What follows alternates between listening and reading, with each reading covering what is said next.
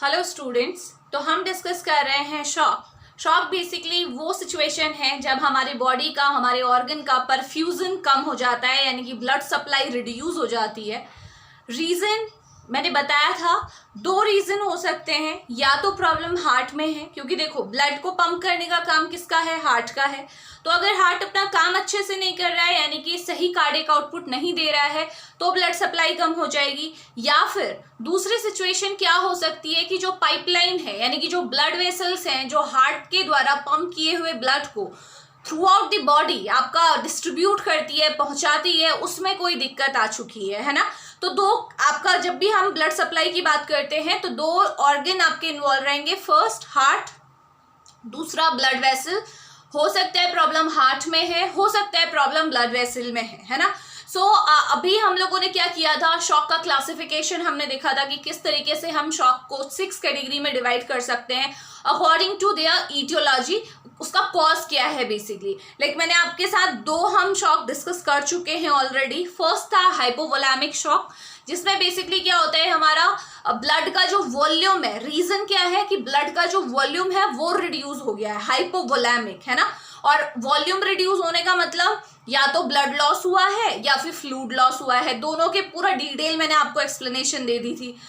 Next आपका क्या था, नेक्स्ट जो शॉक आपने डिस्कस किया था वो कार्डियोजेनिक शॉक था।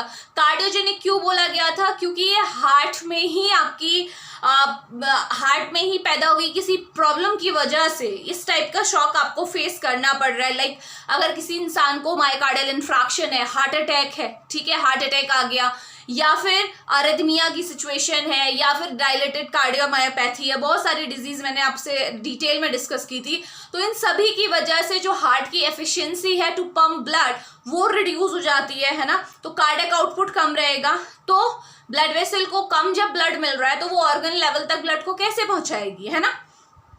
तो ये दोनों टाइप के शॉक हम डिटेल में डिस्कस कर चुके हैं। अगर आपने लेक्चर नहीं देखा है तो आप पहले इन लेक्चर्स को देख लीजिए, हाइपोवोलैमिक और कार्डियोजेनिक शॉक। क्योंकि आज हम third type of shock discuss करने जा रहे हैं, जो है आपका ऑब्स्ट्रक्टिव शॉक। ओके, देखते हैं क्या है ऑब्स्ट्रक्टिव शॉक। सो मैं यहीं पे इसे मेंशन कर देती हूँ, ऑब्स्ट्रक्टिव शॉक। नाउ हमेशा ध्यान रखना, लाइक हाइपोवोलैमिक शॉक और कार्डियोजेनिक शॉक, ये भी शॉक आपका क्या है, हार्ट की प्रॉब्लम की वजह से है। यानी कि मेजर जो प्रॉब्लम आ रही है वो हार्ट के लेवल पे आ रही है, ठीक है। ब्लड वेसल्स का कोई इसमें रोल नहीं है, ब्लड वेसल अपना अच्छे से काम कर रही है। इन तीनों ही टाइप के जो शॉक की सिचुएशन है, इसमें आपका हार्ट का इन्वॉल्वमेंट रहता है, हार्ट में ही कुछ प्रॉब्लम आई है। तो इसका मतलब यहाँ पे भी ऑब्स्ट्रक्टिव शॉक में भी कुछ ना कुछ हार्ट के साथ ही गड़बड़ होने वाला है, ठीक है। तो पहले इसकी हम पैथो देख लेते हैं कि इस टाइप की सिचुएशन कब कब अराइज हो सकती है, कौन कौन सी सिचुएशन ऐसी है जब इस टाइप का शॉक आपको देखने को मिलेगा, यानी कि हार्ट में ऑब्स्ट्रक्शन कैसे कैसे आ सकते हैं। तो चलिए स्टार्ट करते हैं। तो सबसे पहले देखिए, ये आपकी एक सिचुएशन है, ये हमारा क्या है, लंग है, सबको पता है, ठीक है। लंग में आपको पता है कि सबसे बाहर से क्या, कौन सी कैविटी होती है, लंग को पूरी तरह से कवर कौन सी कैविटी करती है हमारी, क्या बोलते हैं इसे, ये होती है हमारी प्लूरल कैविटी, है ना। और इसे क्या बोलते हैं, जो ये बीच का स्पेस है आपका, इसे बोलते हैं हम इंट्रा प्लूरल स्पेस, है ना। तो आपको पता है लंग्स के बाहर जो ये आपकी पूरा प्लूरल कैविटी है, इसमें आपका क्या होता है, इस तरीके से फ्लूइड होता है ना, प्लूरल फ्लूइड यहाँ पे प्रेजेंट होता है। बेसिकली ये फ्लूइड क्या करता है, हमारे लंग्स को क्या करता है, आपका लुब्रिकेट भी करता है, और साथ में क्योंकि हमारे लंग्स की प्रॉपर्टी क्या है, हम एयर को अंदर इनहेल करते हैं, एक्सहेल करते हैं, तो हमारे लंग्स क्या होते हैं, आपके डायलेट भी होते हैं, कॉन्स्ट्रिक्ट भी होते हैं। तो ये उस मूवमेंट में क्या करता है, हेल्प करता है, ठीक हो गया। तो ये आपका नॉर्मली होता है, ये सबको पता है कि हमारे लंग है, लंग के बाहर जो कवरिंग है पूरी प्लूरल कैविटी है, और जो कैविटी है उसमें क्या है, आपका प्लूरल फ्लूइड है, ठीक है। अब देखो कैसे आपका ऑब्स्ट्रक्टिव शॉक हो सकता है। अगर मैं ये वाली सिचुएशन लेके चलूं तो देखो, सपोज कोई भी कारण की वजह से ये जो आपका प्लूरल मेम्ब्रेन है, बाहर की मेम्ब्रेन, ये डैमेज हो गई, ठीक है। ये मेम्ब्रेन क्या हो चुकी है, डैमेज। अब देखो क्या होगा, इस मेम्ब्रेन के डैमेज होने की वजह से क्या होता है, जो बाहर का फ्लूइड है, यहाँ बाहर आपका फ्लूइड होगा, वो क्या होगा आपका प्लूरल फ्लूइड में एंट्री लेने लगेगा। तो इस तरीके से सपोज मैं इसे दूसरे कलर से दिखा देती हूँ, तो ये देखो फ्लूइड कहाँ आने लग गया, आपके जो इंट्राप्लूरल स्पेस है इसमें आपका फ्लूइड फिल होने लगा है। जो बाहर रहता था वो अब, क्योंकि हमारी ये जो मेम्ब्रेन है ये डैमेज हो गई है, तो इसके डैमेज होने की वजह से ये फ्लूइड ने क्या किया, यहाँ पे आपका प्लूरल स्पेस में एंट्री ले ली। अब होगा क्या, देखो नॉर्मली क्या होता है, हमेशा ध्यान रखना कि जो हमारा इंट्राप्लूरल स्पेस है ना, ये वाला स्पेस जो आपको दिख रहा है जहां प्लूरल फ्लूइड होता है, इसका जो आपका अगर मैं प्रेशर की बात करूं, ठीक है, तो हमेशा क्या रहता है यहाँ पे -4 mmHg आपका प्रेशर रहेगा, ठीक है, नॉर्मल केस में। और जो अंदर स्पेस है आपका, जो ये वाला है आपका इंट्रापल्मोनरी स्पेस इसे बोलते हैं, यहाँ पे प्रेशर कितना होता है आपका, यहाँ पे आप लिख सकते हैं +1 mmHg। ओके, ये मैं केवल आपको आइडिया दे रही हूँ। सो प्रेशर डिफरेंस है ना, नॉर्मल केस में क्या होता है, बाहर कितना है -4 mmHg और अंदर कितना है आपका +1 mmHg। समझ में आ रहा है। और ये प्रेशर का डिफरेंस होना बहुत ज्यादा जरूरी है। क्यों जरूरी है, क्योंकि जब हम एयर को इनहेल करते हैं तो हम क्या चाहते हैं, जो एयर हमने इनहेल की है वो हमारी पल्मोनरी स्पेस में जाए, ठीक है, ये बाहर के प्लूरल कैविटी में नहीं जानी चाहिए, वाया कुछ भी आपकी अगर पोर्स में है उनके थ्रू भी नहीं जाना चाहिए। तो ये प्रेशर डिफरेंस बहुत इंपॉर्टेंट है, ठीक हो गया। लेकिन अब हुआ क्या, देखो इस मेम्ब्रेन के डैमेज होने की वजह से जब फ्लूइड अंदर भरने लगा, जो आपका एक्स्ट्रा सेलुलर फ्लूइड था अंदर एंट्री लेने लगा, तो ये प्रेशर -4 से कितना हो गया, देखो -4 से आपका सपोज ये +1 ही हो गया, ठीक है, +1 mmHg। तो अब देखो हुआ क्या, अंदर और बाहर जो प्रेशर का डिफरेंस था वो खत्म हो गया। अंदर आपका क्या है +1 mmHg है, बाहर कितना है आपका +1 mmHg है।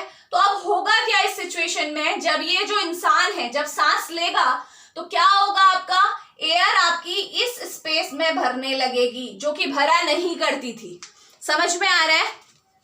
पहले क्या होता था, यहाँ पे एयर कभी भी फिल नहीं होती थी, जो इंट्राप्लूरल आपका स्पेस है जहां प्लूरल फ्लूइड है, बट क्योंकि क्या हुआ है, अब आपका प्रेशर डिफरेंस खत्म हो चुका है।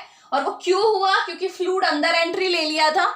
तो प्रेशर डिफरेंस खत्म होने की वजह से अब जब ये इंसान इनहेल करेगा तो जो एयर है वो कहाँ फिल होने लगेगी, इंट्राप्लूरल स्पेस में आपकी एयर फिल होने लगेगी, ठीक है। तो एयर फिल होने की वजह से क्या होगा, आप सोचो, यहाँ पे एयर फिल हो रही है, ठीक, इस तरीके से एयर इस स्पेस में फिल होना स्टार्ट हो गई है। रीजन मैं आपको बता चुकी हूँ, नॉर्मली ऐसा क्यों नहीं होता और अब ऐसा क्यों हो रहा है। तो इस एयर के फिल होने की वजह से अब क्या होगा, ये एयर क्या करेगी, आपकी ये लंग पे क्या करेगी, प्रेशर लगाएगी, इस तरीके, इस डायरेक्शन में प्रेशर लगेगा, देखो ये प्रेशर लग रहा है। तो इस प्रेशर लगने की वजह से ना, क्योंकि बाहर एयर भरती जा रही है, लंग्स स्क्वीज होते जाएंगे, प्रेशर आपका बढ़ते जाएगा। तो इस प्रेशर की वजह से क्या होता है आपका, आपको पता है सेंटर में क्या है, क्या है बताओ, सेंटर में क्या है, दोनों लंग्स के बीचों बीच आपका क्या है, मीडियास्टियम है ना, जहां पे आपके क्या है, सारे बहुत सारे ऑर्गन्स लाई करते हैं, है ना, आपका थोरैक्स पार्ट है। और मेजरली आपको पता है हार्ट भी यहीं पे लोकेटेड है ना। तो क्या होगा, देखो एयर क्या कर रही है, प्रेशर लगा रही है लंग्स में, इस साइड, इस डायरेक्शन में।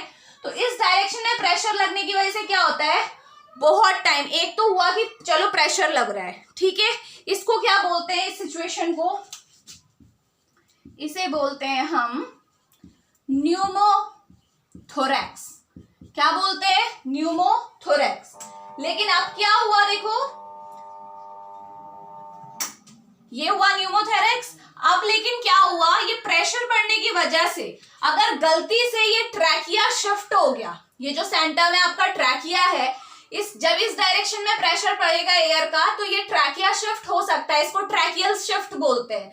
या फिर जो ये मीडियास्टियम है, ये सेंटर का पोर्शन है, यही आपका पूरा शिफ्ट हो जाएगा। तो जब ऐसा होता है ना, इस प्रेशर की वजह से ट्रैकिया और मीडियास्टियम शिफ्ट होते हैं, ठीक है, तो उसको क्या बोलते हैं हम, टेंशन न्यूमोथोरैक्स। अभी तक तो न्यूमोथोरैक्स बोला था ना आपने, जब तक एयर अंदर एयर फिल हुई थी और उसकी वजह से प्रेशर लग रहा था, उसे आपने न्यूमोथोरैक्स बोला। लेकिन अगर इस सिचुएशन की वजह से जो सेंटर के कंपोनेंट है हमारे, जैसे ट्रैकिया हो गया, मीडियास्टियम हो गया, अगर उसमें शिफ्टिंग हो रही है तो वो क्या, उस टाइम पे आप क्या बोलोगे, इस सिचुएशन को टेंशन न्यूमोथोरैक्स। ओके, तो अब इसकी वजह से होगा क्या, देखो टेंशन न्यूमोथोरैक्स की वजह से होने वाला क्या है, सेंटर पार्ट में जो हमारा हार्ट है, ठीक है, ये हार्ट कहाँ है, कहीं यहीं पे है आपका, ठीक है, इसे हम इस तरीके से दिखा देते हैं। चलो ये मैंने कर दिया, सपोज ये हार्ट है, ठीक है, तो क्या होगा, जब आपका लंग्स इस साइड को प्रेशर लगाएंगे तो हार्ट पे भी प्रेशर पड़ेगा, है ना, हार्ट पे प्रेशर पड़ेगा, साथ ही साथ हार्ट को जो आपकी ब्लड वेसल्स ब्लड लेके आती है, सुपीरियर वेना कावा और इंफीरियर वेना कावा, उस पे भी प्रेशर पड़ेगा। समझ में आ रहा है? तो उस प्रेशर पड़ने की वजह से ब्लड वेसल्स भी स्क्वीज हो जाएंगी, साथ ही साथ जो हार्ट है ये भी क्या हो जाएगा, स्क्वीज हो जाएगा। यानी कि ये जो टेंशन न्यूमोथोरैक्स की जो प्रॉब्लम थी, जो कंडीशन थी, इसने अल्टीमेटली क्या किया, हार्ट पे प्रेशर क्रिएट किया, हार्ट का जो नॉर्मल साइज था वो उससे स्क्वीज हो गया, साथ ही साथ जो आपकी ब्लड वेसल हार्ट को ब्लड सप्लाई करती थी, कौन सी, जो आपकी वेनस सप्लाई थी, सुपीरियर वेना कावा और इंफीरियर वेना कावा, वो दोनों क्या हो गई, कंप्रेस हो गई। सो होगा क्या, देखो इसका अल्टीमेट जो इफेक्ट आएगा वो क्या आएगा, हार्ट को आने वाला ब्लड क्या हो चुका है, आपका सप्लाई कम हो चुकी है। अब हार्ट को जब कम ब्लड मिल रहा है तो वो पंप कैसा करेगा बताओ, जब हार्ट को ब्लड ही नहीं मिल रहा। सुपीरियर वेना कावा भी मैं इस वाले डायग्राम में आपको दिखा देती हूँ। सपोज ये हमारी सुपीरियर वेना कावा थी, ये हमारी इंफीरियर वेना कावा थी, और दोनों का काम था ब्लड राइट एट्रियम में लाना, ठीक है।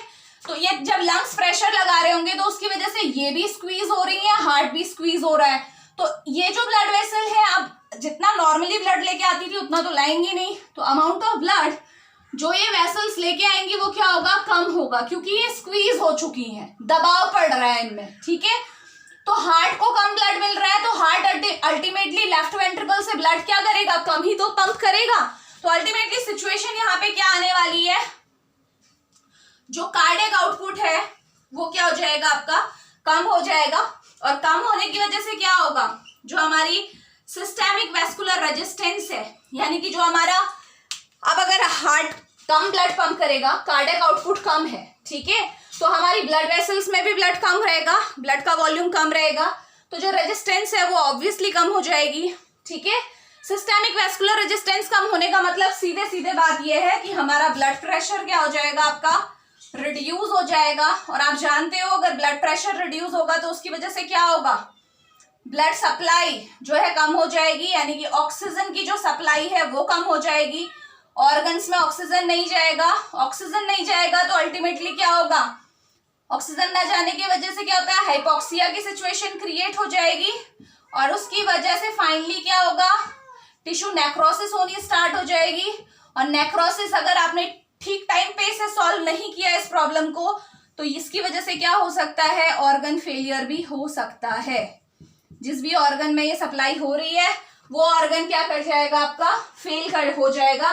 तो ये आपकी क्या है, टेंशन न्यूमोथोरैक्स की वजह से कैसे शॉक की कंडीशन डेवलप हो सकती है वो हमने देखा, कैसे कार्डियक आउटपुट पे फर्क पड़ेगा, ठीक है।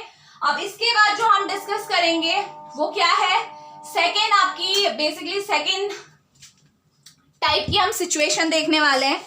ये आई होप आपको समझ में आ गया होगा कि टेंशन न्यूमोथोरैक्स की वजह से कैसे प्रॉब्लम आती है, ठीक है। अब देखो सेकेंड प्रॉब्लम क्या है, कार्डियक आउटपुट कम होने का कारण समझ में तो आ गया ना, कार्डियक आउटपुट कम होने के बाद क्या क्या होता है, ठीक है। अब देखो कार्डियक आउटपुट कम होने का और क्या क्या रीजन हो सकते हैं, यानी कि ऑब्स्ट्रक्टिव जो शॉक है उसका और क्या रीजन हो सकता है। देखो ये हमारा हार्ट है, सेम जैसे लंग्स के बाहर आपकी क्या होती है, प्लूरल मेम्ब्रेन होती है जिसके अंदर आपका प्लूरल फ्लूइड होता है, वैसे ही हार्ट को भी बाहर से कौन कवर के करके रखता है, हमारा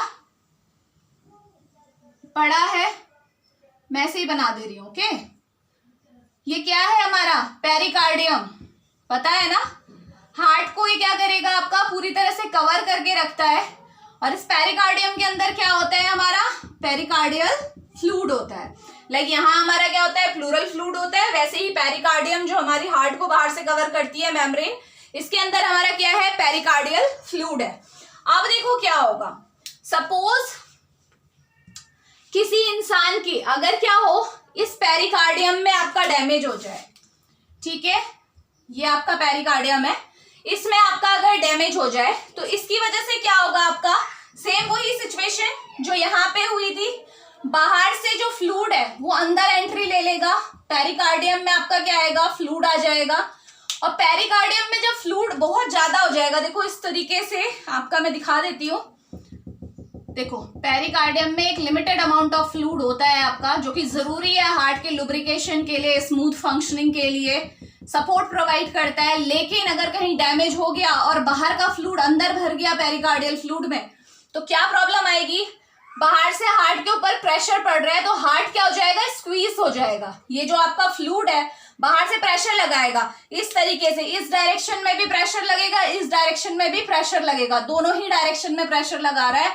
तो उसकी वजह से हार्ट का जो एक्चुअल वॉल्यूम है वो रिड्यूस हो जाएगा। तो अब मुझे बताइए आप, अगर हार्ट स्क्वीज हो गया है तो अब भी वही सिचुएशन आ गई है, देखो कारण अलग अलग है हार्ट के स्क्वीज होने के, लेकिन यहाँ पे भी हार्ट स्क्वीज हो चुका है। तो अब आपको क्या लगता है, ये हार्ट नॉर्मली जितना ब्लड लिया करता था उतना ब्लड ले पाएगा, नहीं ना, ठीक है। तो इसीलिए हम क्या बोलेंगे, जो हमारी एंड डायस्टोलिक वॉल्यूम है वो रिड्यूस हो गई, ठीक है। एंड डायस्टोलिक वॉल्यूम रिड्यूस होने की वजह से क्या होगा आपका, एंड डायस्टोलिक वॉल्यूम क्या होती है आपकी, सिस्टोल से पहले हार्ट के पास कितना ब्लड है, मतलब हार्ट कॉन्ट्रैक्ट कर रहा है, वेंट्रिकल कॉन्ट्रैक्ट कर रहे हैं, उस कॉन्ट्रैक्शन से पहले हार्ट के अंदर कितना ब्लड है। सो अगर जब हार्ट में ब्लड फिल हो ही नहीं पा रहा है क्योंकि हार्ट स्क्वीज हो चुका है, तो यानी कि वो वॉल्यूम भी कम होगी। अगर ईडीवी एंड डायस्टोलिक वॉल्यूम कम है तो इसका मतलब हार्ट अगर कॉन्ट्रैक्ट करेगा भी तो वो ब्लड भी कम पंप करेगा। सो हम कह सकते हैं कि यहां से हमारा क्या होगा, कार्डियक आउटपुट रिड्यूस हो जाएगा। और कार्डियक आउटपुट रिड्यूस होने के बाद क्या कॉन्सिक्वेंसेस होते हैं मैं आपको करा चुकी हूँ, ठीक है। कैसे आपका ऑर्गन की ब्लड सप्लाई कम हो जाएगी, ऑक्सीजन सप्लाई कम हो जाएगी ड्यू टू हाइपोक्सिया, कैसे हमारे ऑर्गन्स में आपकी क्या होगी, इंजरी, नेक्रोसिस होनी स्टार्ट हो जाएगी, और फाइनली कैसे ऑर्गन फेलियर होगा। एक्सक्यूज मी,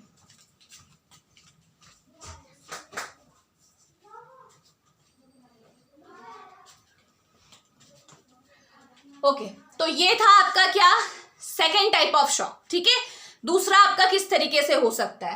अब बात करते हैं थर्ड। अच्छा हाँ, ये इसको क्या बोलते हैं, इस सिचुएशन को क्या बोलते हैं, इसका नाम है आपका, चलिए मैं यहीं पे इसको मॉडिफाई कर देती हूँ, इसको बोलते हैं, अगर ऐसी सिचुएशन कभी आए तो इसे बोलते हैं हम पेरिकार्डियल टेम्पोनेट, ठीक है। जब ऐसे फ्लूइड आपका फिल हो जाता है ना तो उसे क्या बोलते हैं हम, पेरिकार्डियल टेम्पोनेट। तो आपको ये भी समझ में आ गया कि अगर पेरिकार्डियल टेम्पोनेट की सिचुएशन क्रिएट होती है उसकी वजह से कैसे कार्डियक आउटपुट पे फर्क पड़ता है, ठीक है। तो ये हो गया। अब इसके बाद आते हैं लास्ट इसकी पैथो में, और कौन सी सिचुएशन हो सकती है जिसकी वजह से आपको ऑब्स्ट्रक्टिव शॉक हो सकता है। तो अब देखिए थर्ड आपकी सिचुएशन है हमारी, बहुत इंपॉर्टेंट है, पहले ही मैं नेम मेंशन कर देती हूँ, पल्मोनरी एम्बोलिज्म, ठीक है। तो क्या होगा देखो इस सिचुएशन में, आपको पता है ये आपका क्या है, राइट एट्रिया है, this one is right ventricle, left atria, left ventricle. हमें पता है कि राइट वेंट्रिकल से ब्लड कहाँ जाता है, ये हमारी क्या है, पल्मोनरी आर्टरी, जो इस ब्लड को कहाँ लेके जाने वाली है, कहाँ लेके जाएगी, लंग्स के पास फॉर गैसियस एक्सचेंज। क्लियर है ना इतना। तो चलिए अब पल्मोनरी एम्बोलिज्म मतलब क्या होता है, अगर यहाँ पे पल्मोनरी आर्टरी और वेंट्रिकल के बीच में यहाँ पे कहीं एम्बोलिज्म हो जाए, यानी कि थ्रोम्बस फॉर्म हो जाए लाइक दिस, इस तरीके की सिचुएशन अगर किसी इंसान की बॉडी में क्रिएट हो जाए, हार्ट में क्रिएट हो जाए, इसीलिए से पल्मोनरी एम्बोलिज्म बोला है, क्योंकि ये जस्ट राइट वेंट्रिकल और पल्मोनरी आर्टरी के बीच की सिचुएशन है। तो इसकी वजह से होगा क्या, देखो राइट एट्रियम में ब्लड आ रहा होगा, no doubt, superior vena cava, inferior vena cava blood लेके राइट एट्रियम में आ रही है। From right atrium blood right ventricle में भी जा रहा है, बट राइट वेंट्रिकल से ब्लड किसको मिलना है, पल्मोनरी आर्टरी को। लेकिन राइट वेंट्रिकल और पल्मोनरी आर्टरी के बीच में ये क्या आ गया है आपका, थ्रोम्बस फॉर्म हो गया है। थ्रोम्बस कैसे बनता है मैंने आपको पूरा एक्सप्लेन किया हुआ है। तो ये अगर ऐसी सिचुएशन आ गई तो आपको क्या लग रहा है कि राइट वेंट्रिकल से पल्मोनरी आर्टरी को अच्छे से ब्लड जा पाएगा, सप्लाई होगी? नहीं होगी ना। तो अगर पल्मोनरी आर्टरी में जब ब्लड कम है तो पल्मोनरी वेन के थ्रू जो लेफ्ट पार्ट में, लेफ्ट एट्रियम में ब्लड आएगा वो भी कम होगा, लेफ्ट एट्रियम से लेफ्ट वेंट्रिकल में जो ब्लड आएगा वो भी कम होगा, लेफ्ट वेंट्रिकल से एयरटा यानी कि पूरी बॉडी में जो ब्लड की सप्लाई होगी वो भी क्या होगी? कम, यानी कि जो कार्डियक आउटपुट है वो कम होगा। किस वजह से हुआ? केवल इस एम्बोलिज्म की वजह से। अगर ये एम्बोलिज्म, ये थ्रोम्बस यहाँ पे नहीं होता तो राइट वेंट्रिकल आसानी से ब्लड किसको दे पाता? पूरा का पूरा पल्मोनरी आर्टरी को, और पल्मोनरी आर्टरी लंग्स में लेके जाती, गैसियस एक्सचेंज होता, उसके बाद पल्मोनरी वेन उस ब्लड को कहाँ लेके आती? लेफ्ट एट्रियम में, लेफ्ट वेंट्रिकल में, फाइनली एओर्टा के थ्रू पूरी बॉडी में ब्लड प्रॉपरली सप्लाई हो जाता। तो ये भी आपकी सिचुएशन है। अब आपको समझ में आया होगा कि पल्मोनरी एम्बोलिज्म की वजह से, due to this pulmonary embolism, कैसे आपका कार्डियक आउटपुट कम हुआ। ठीक है, जब हार्ट को left side of the heart जब ब्लड मिल ही नहीं रहा है, अगर ब्लड कम मिल रहा है तो पंप भी तो वो उतना ही करेगा। समझ में आ गया?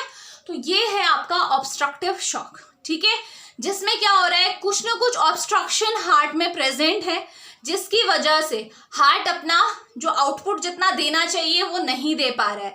पहली सिचुएशन में लंग्स में प्रॉब्लम थी, लेकिन लंग्स के जो ये टेंशन न्यूमोथोरैक्स की वजह से हार्ट बीच में रहता है तो उस पर प्रेशर पड़ता है, जिसकी वजह से हार्ट स्क्वीज हो गया। तो नॉर्मली जितना फिल हो पाता था, जितना रिलैक्स हो पाता था, वो नहीं हो रहा है, तो अल्टीमेटली कार्डियक आउटपुट कम होगा। In the second case pericardial tamponade, इसमें क्या हुआ था, जो हमारा पेरिकार्डियल कैविटी थी उसमें जो पेरिकार्डियल फ्लूइड था बेसिकली, अगर उसमें क्या हो जाए, ओवरफिलिंग हो जाए, लाइक कहीं पे आपकी मेम्ब्रेन डैमेज होने की वजह से बाहर का फ्लूइड अगर अंदर एंट्री लेने लगे, ठीक है, तो उसकी वजह से क्या होगा, पेरिकार्डियल जो यहाँ पे फ्लूइड है इसमें ये क्या करेगा, प्रेशर क्रिएट करेगा, जिसे हम पेरिकार्डियल टैम्पोनेट बोलते हैं इस सिचुएशन को। ड्यू टू दिस प्रेशर जो हार्ट है वो स्क्वीज कर जाएगा, ना तो हार्ट की प्रॉपर फिलिंग हो पाएगी, ना ही हार्ट प्रॉपरली रिलैक्स हो पाएगा, तो कार्डियक आउटपुट खुद ब खुद कम हो जाएगा। And in the last situation pulmonary embolism, क्या हुआ था, आपका पल्मोनरी आर्टरी में कहीं पे क्या था, ब्लॉकेज आ चुकी थी, थ्रोम्बस बन चुका है, तो इसकी वजह से क्या होगा, राइट वेंट्रिकल से जो ब्लड जा रहा होगा वो प्रॉपर सप्लाई होगी नहीं, तो जो लेफ्ट वेंट्रिकल में जो फाइनल ब्लड आएगा वो भी प्रॉपर नहीं आएगा, तो आउटपुट खुद ब खुद कम हो जाएगा।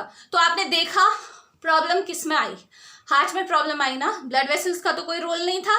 ठीक है, तो ये क्या है, आपका ऑब्स्ट्रक्टिव शॉक है। अब बताइए, अगर आपको इस टाइप की सिचुएशन, अगर ऑब्स्ट्रक्टिव शॉक किसी को लगा है, ठीक है, तो आप कैसे उसके साथ डील करेंगे, क्या क्या चीजें आपको करनी चाहिए, क्या इंपॉर्टेंट है।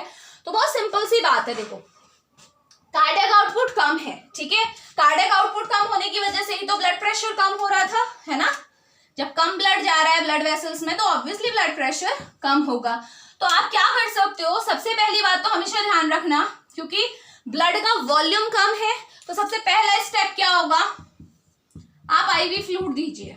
ठीक है, आईवी फ्लूइड दे सकते हो आप। फ्लूइड क्या करेंगे, वॉल्यूम को रिप्लेनिश करने का काम करेंगे। आप नॉर्मल सलाइन दे सकते हैं, आप डेक्स्ट्रीन सॉल्यूशन दे सकते हैं, तो उससे क्या होगा, आपका जो वॉल्यूम कम है वो थोड़ा बहुत क्या हो जाएगी, आपकी नॉर्मल की तरफ जाएगी, थोड़ा सा मतलब आप कर सकते हैं बैलेंस। ओके, सेकेंड आप क्या कर सकते हो, इसमें आपको पता है कि आपका हार्ट प्रॉपर ब्लड पंप नहीं कर पा रहा है ना, कार्डियक आउटपुट आपका कम है, उसकी वजह से ब्लड प्रेशर कम है। ठीक है, ये तो आपको ट्रीट करना पड़ेगा। देखो जो ये आपका टेंशन न्यूमोथोरैक्स है, पेरिकार्डियल टैम्पोनेट या फिर पल्मोनरी एम्बोलिज्म, इन सिचुएशन को तो आपको डील करना पड़ेगा। लाइक अगर किसी को पल्मोनरी एम्बोलिज्म है तो ऑब्वियसली आप थ्रोम्बोलाइटिक्स दोगे ना, इसको थ्रोम्बस को तोड़ने के लिए, वो आपने किया। इन केस ऑफ पेरिकार्डियल जो टैम्पोनेट है, इसमें आप क्या करते हो, हम क्या करते हैं, पेरिसेंटेसिस करते हैं। पेरिसेंटेसिस मतलब क्या होता है, पेरिकार्डियल जो ये कैविटी है इसमें हम निडल इंसर्ट करते हैं और ये फ्लूइड को बाहर निकालते हैं, इसको क्या बोलते हैं, हम पेरिसेंटेसिस बोलते हैं। ओके,